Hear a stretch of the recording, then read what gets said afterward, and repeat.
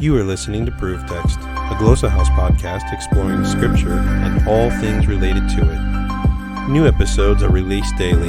For more information, check out glossahouse.com and subscribe to our channels on Spotify and YouTube. Welcome and enjoy. Hello and welcome to Proof Text. I am Michael Halcomb, and this is an episode where we do a Hebrew reading. And today we're continuing on with the book of Jonah, and we're at Jonah chapter 3, verse 8, and we're going to be reading Jonah 3:8 in Hebrew. And that is key for these videos. That's a key to fluency. Make sure you're reading out loud, whether you're reading with me, you're repeating after me, you're waiting till I'm done. Whatever you do, make sure that you read out loud. That is very, very important on the road to fluency. All right, if you're watching, I'm going to pull up Jonah 3:8 here in Hebrew, and if you're just listening, that's fine too. We'll work on reading this. So Jonah 3:8, here it comes. Boom, it should be on your screen there. There we go. This is a little bit of a lengthy verse. I haven't done much work or anything with this, but let's take a cold read crack at it. Here we go. So we have Vayit Kasu, and by the way, when we have the tav there with no dagesh in it, a lot of people will pronounce that as a th. So a lot of people, you hear them say Vayit Kasu. I pronounce it as a t, like a t. Either way, whether it has the dagesh or not. Vayit Kasu, and at the speed of speech, you almost can't tell the difference. Vayit Kasu, Vayit Kasu, Vayit Kasu. There you go. Vayit Kasu. Sakim, I often don't differentiate between the sin and the sheen, but here you'll notice that we do have the sin, and people will tend to pronounce that the same way as they do a samek. So Sakim, there's a lot of debate over whether sin and sheen actually sounded the same in antiquity, so I would differ from a lot. I would tend to read this as Vayit Kasu Shakim. And then a lot of people would read it Vayit Kasu Sakim. Either way, that's what you're going to hear more modern people doing, or more scholars doing. So we have Vayit Kasu Sakim Ha'adam, V'ha Bahama. So we have Ha'adam, V'ha. That's an interesting word, kind of fun. V'ha.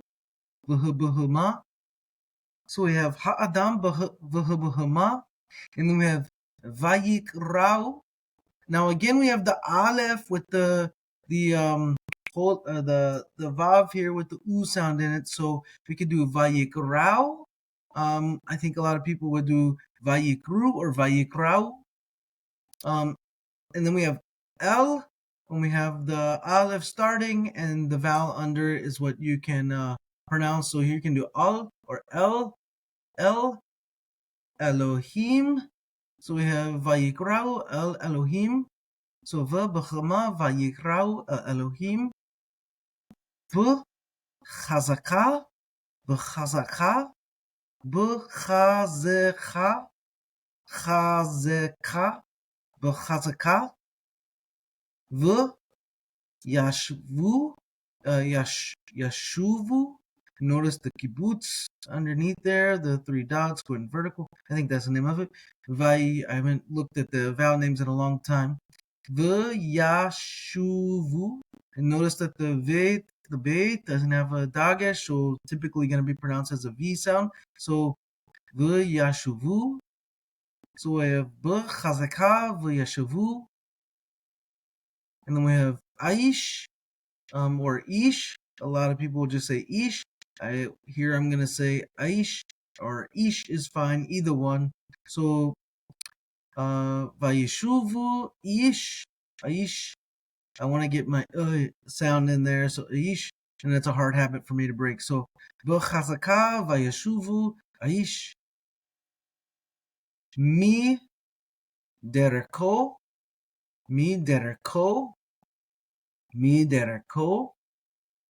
ha ra'ah, get that guttural, that stop in there. Ra'ah, ha ra'ah. And then we have u. Now notice when you have the vav with the u in the the oo there, that's the sound it's going to make. It's not going to be like a v. When it starts a word, it's going to be umin, umin, he, Hamas, he, Hamas, umin, he, Hamas, asher, umin, he, Hamas, asher. And then the last bit of verse 8 here, bu, kafehem, bu, kafehem, asher, bu, kafehem. So if umin, he, Hamas, asher, bu, kafehem. So let's do a full read through. Here we go. We have Vayitkasu. Let's go down. Vayitkasu sakim ha'adam v'habahama vayikarau el Elohim b'chazaka v'yashuvu ish midereko hara'a umin hachamas asher b'chafehem. Let's do it one more time with the pointings and Nikodem and Dagashem. So we have Vayitkasu sakim ha'adam v'habahama vayikrau el Elohim b'chazaka v'yashuvu aish midereko hara'a umin hachamas hechamas asher b'chafehem. Let's try it with the pointings off and see what we can do here. Go chapter 3. Scroll back down to verse 8. All right. So we have. All right. Vayitchasu sakim ha'adam v'habahama vayikrau el Elohim v'chazaka v'yeshuvu aish midereko hara'a umin hechamas asher b'chafehem. One more time. That wasn't too bad, huh? So we have Vayitchasu sakim ha'adam v'habahama vayikrau el Elohim v'chazaka v'yeshuvu aish midereko hara'a umin hechamas asher b'chafehem. Hey, not too bad. One more time with the vowel pointings on. All right, let's scroll down. There's verse 8. And here we go, our final time through.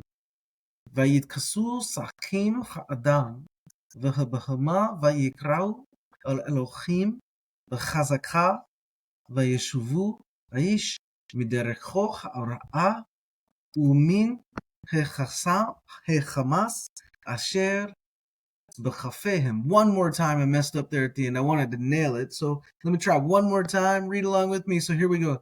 Vayitchasu sakim ha'adam v'habahama vayikrau el Elohim b'chazaka v'yeshuvu aish midereko hara'a umin hechamas asher b'chafehem. One little slip up there, but we're gonna stop there anyway. Not too shabby, however. So make sure, y'all, that you're reading your Hebrew out loud. Work on that.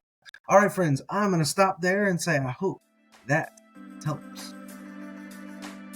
Interested in growing your ancient language skills but not sure where to start? Glossa House can help. From illustrated readers and short stories to lexicons and grammars, Glossa House offers a variety of resources for beginning, intermediate, and experienced ancient language learners. Head to glossahouse.com today. Glossa House, language resources for the global community.